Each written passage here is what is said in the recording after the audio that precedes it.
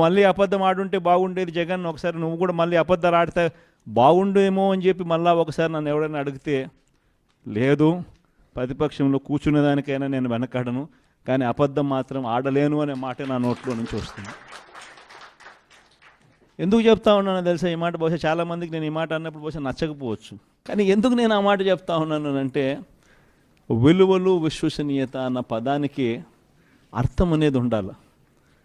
రాజకీయాలలో సరే అధికారంలో ఉంటాం, ప్రతిపక్షంలో ఉంటాం, మళ్ళీ అధికారంలోకి వస్తాం. కానీ మళ్ళీ మనం అధికారంలోకి రావాలి అని అంటే మళ్ళీ మనం అధికారంలోకి తీసుకొచ్చేది ఏమిటి? మన విశ్వసనీయత, మన క్రెడిబిలిటీ, మన విలువలు, మన విశ్వసనీయతనే మనం మళ్ళీ అక్కడికి తీసుకొస్తాయి.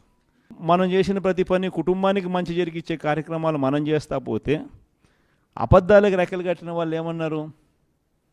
ఇంటింటికి పోయి వాళ్ళు చేసిన ప్రచారం